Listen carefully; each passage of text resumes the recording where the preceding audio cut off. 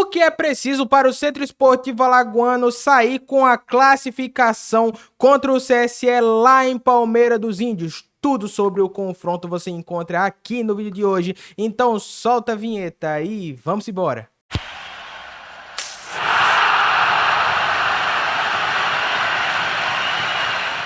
E aí galera do Papo de Azulino, fala meu povo, fala meu time, mais um vídeo aqui no canal, mais um programa. E no programa de hoje um pré-jogo e daqueles completaços, tá? A gente vai falar aqui as principais notícias do confronto, né? Tudo sobre o confronto, escalação, né? Desfalques, e tem um em específico que a gente vai ter que tocar aqui e falar um pouco sobre, porque eu fui atrás de algumas outras informações e eu tô falando do Brian, tá? Já, pra gente não ficar aqui estilo João Kleber tentando segurar vocês, eu tô falando do desfalque do Brian. O Brian não vai jogar, tá?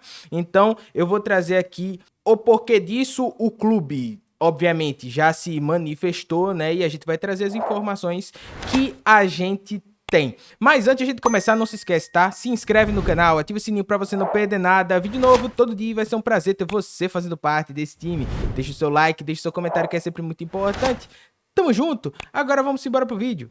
E antes de qualquer coisa, a gente vai falar que onde você pode assistir esse jogo, tá? Esse jogo decisivo para o CSA, e é no NN Play, tá? Como foi o jogo passado. Eu vou deixar aqui, eu sempre faço isso, tá? Todos os jogos que tem links disponíveis, né, eu sempre coloco no primeiro comentário fixado aqui. Então, antes de começar a partida, volta aqui no vídeo, aproveita e reassiste ao nosso pré-jogo, e aí você já vai estar no clima da partida. Mas o link vai estar aqui no primeiro comentário fixado, tá? Antes da gente falar de escalações, e vocês estão vendo aqui uma possível escalação, vocês podem perceber que não tem o Brian. Sim, o Brian, ele está machucado, né? O clube informou que o meia Brian sentiu um desconforto na posterior da coxa esquerda e desfalca o CSA no segundo jogo da seletiva da Copa do Brasil, amanhã em Palmeira dos Índios. O atleta fez tratamento intensivo nos últimos dias, mas não está apto para o confronto. Um exame de imagem será feito ainda esse final de semana, tá? E aqui, obviamente, todo torcedor ficou com um pé atrás, né? E eu fiz vídeo sobre por que o Brian tem uma proposta do Goiás. Sim, a proposta aconteceu, o CSA já recusou, e eu explico melhor no vídeo em que eu fiz hoje à tarde, em que eu soltei hoje à tarde, vai estar aqui em cima, ou no final desse vídeo você consegue assistir tranquilamente. Mas sim, existe uma proposta do Goiás para o Brian que foi negada, e muito provavelmente o Goiás vai voltar a investir no atleta. Então essa proposta deve ser aumentada. O CSA só libera o atleta com o pagamento integral da multa, pelo menos isso foi o que o clube me passou, né? Eu entrei em contato com o Luciano Lessa, superintendente de futebol do CSA. Novamente, no vídeo eu conto mais detalhes para vocês. Aqui a gente tá passando só um panorama.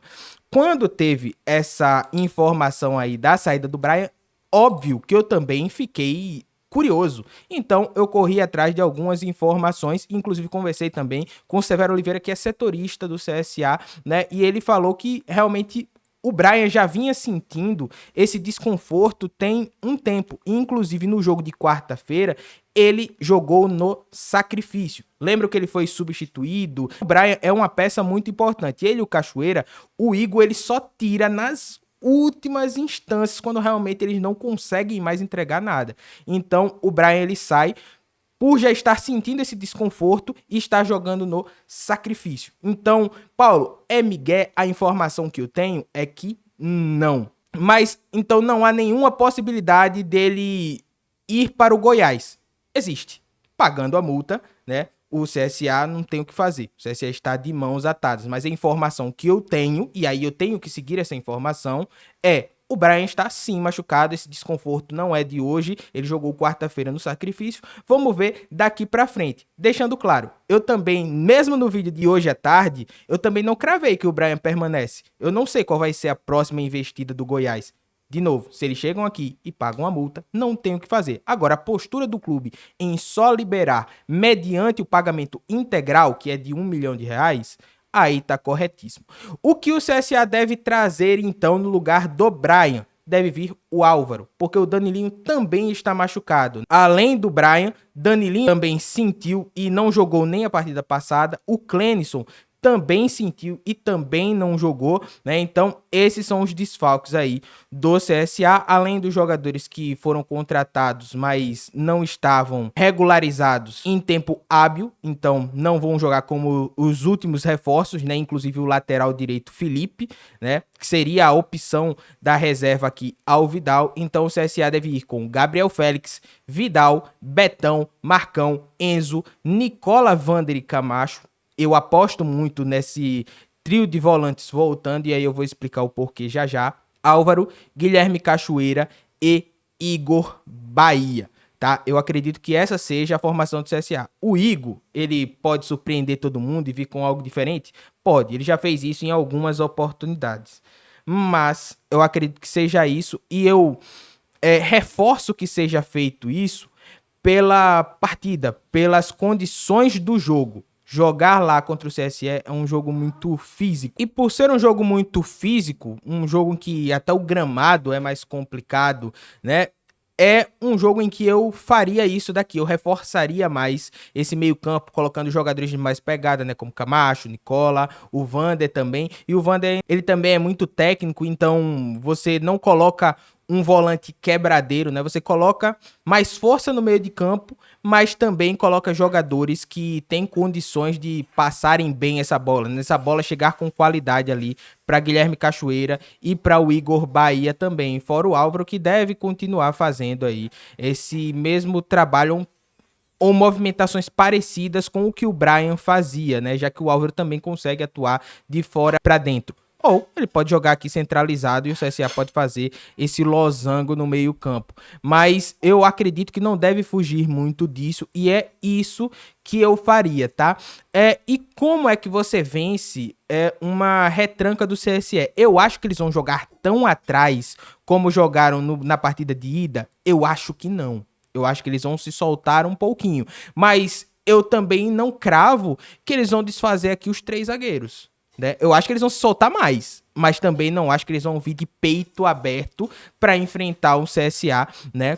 Vão ter um pouquinho mais de cautela. Então, para vencer essa linha de 5 aqui, eu acho que vai precisar de algo que o CSA já vinha fazendo como característica e algo que vocês reclamaram bastante. O Arquimedes colocou aqui algumas vezes. O Vidal, ele defensivamente eu gostei, mas atacando, ele não chega à linha de fundo, né? E realmente, por característica, o Vidal, pelo menos no jogo passado, apresentou algo diferente do Cedric. Ele no máximo chegava até aqui e tinha muito isso de vir por dentro, né? Muitas vezes o Brian, ele trazia essa bola, procurava uma tabela, alguma coisa, esperava a ultrapassagem, né, como opção, e o Vidal não ia, o Vidal ficava. Então, isso acaba deixando o time muito travado. E com os 5 zagueiros, você precisa ter essa velocidade, né? Precisa ter essa opção aí na ultrapassagem, aí você abre mais espaço e você acaba desmanchando aqui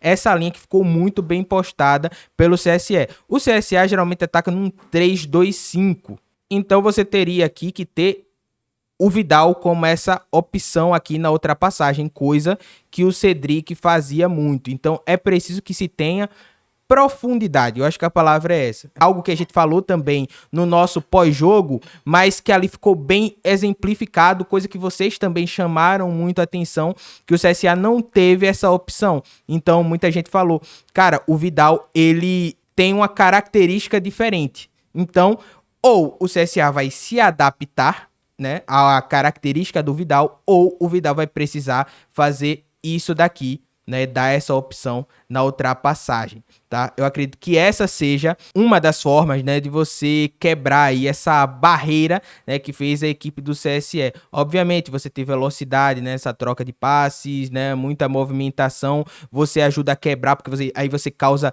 dúvida, né, no sistema defensivo. Enfim, bola parada também vai ser muito importante, o CSA precisa estar atento a isso, mas no jogo passado, principalmente no segundo tempo, eu vi um CSA que utilizava muito o lado direito, mas muito travado sem essa subida do Vidal. Então eu acho que seria isso daí que eu mexeria para a partida de amanhã. Pelo CSE, não deve ter tantas mudanças assim, como eu já falei. Né? Não acredito que eles desfaçam a linha de 5, mas algumas dinâmicas mudam. Por exemplo, se entra o Ibson Melo, aí o Ibson Melo não vai ter essa força para voltar para marcar. Então, ele muito provavelmente vai ser esse cara que vai ficar isolado lá na frente e outro vai vir para fazer essa segunda linha de 4. Então, vamos ver como é que vai ser as dinâmicas, né? E como é que vai ser a estratégia do técnico Parreirinha. Eu aposto num CSE tão retraído como foi no primeiro jogo? Não, eu acho que eles vão se soltar um pouco mais para estarem jogando dentro de casa, ser a partida decisiva,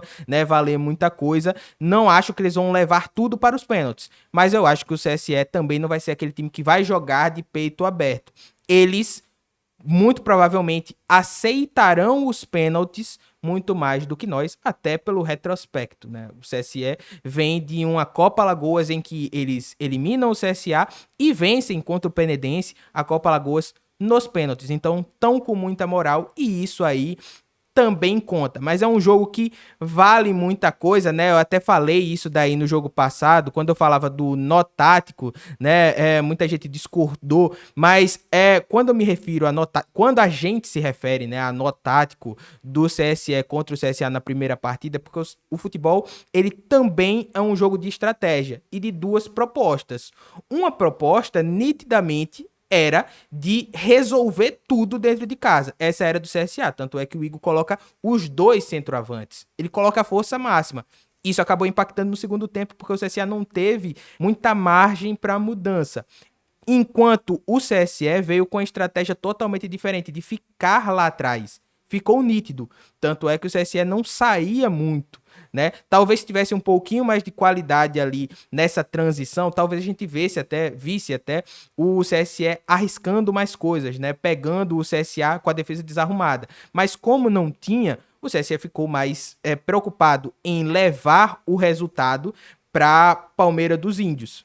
Uma estratégia se sobressaiu à outra. A estratégia do CSE, por mais que seja muito feia de ver, né, para quem assiste futebol, para quem gosta de futebol, é muito feio de se assistir, mas não deixa de ser uma estratégia. É por isso que a gente fala a questão do nó tático. O Igor não conseguiu achar uma solução para aquela retranca. E aqui em Palmeiras dos Índios, eu acho que ele vai precisar fazer isso. A gente falou aqui um pouquinho, né, de algo que eu senti falta e caso o Vidal não tenha essa característica de ultrapassagem, aí é mais uma coisa que o Igor vai ter que passar por cima, vai ter que achar uma solução, porque isso acabou travando demais o lado direito do CSA e foi um lado que o CSA usou bastante.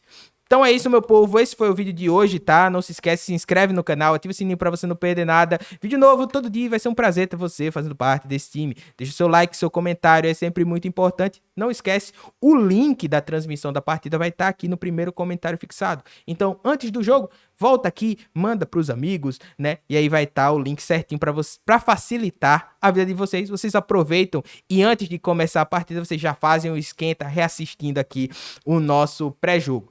Tamo junto, valeu e até amanhã. Tchau, tchau.